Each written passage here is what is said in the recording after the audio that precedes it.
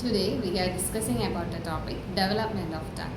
Tongue is the muscular organ situated in the floor of the mouth. It begins to develop around 4th week of intrauterine life.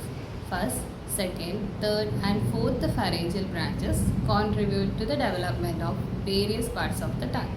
It divides into anterior two-third, posterior one-third, posterior most part. Anterior two-third is also known as oral part and it begins to develop from the first pharyngeal arch. It arises from the one median swelling known as tuberculum imbar and two lateral lingual swellings.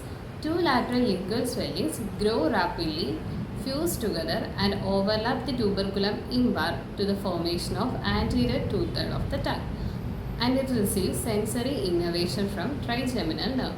Posterior one-third of the tongue is developed from the third pharyngeal arch through a structure called hypobranchial eminence. It receives sensory innervation from glossopharyngeal nerve. Posterior most part of the tongue is developed from the fourth pharyngeal arch and it receives sensory innervation from superior laryngeal nerve. The oral part and the pharyngeal part is separated by a V-shaped sulcus is known as sulcus terminalis.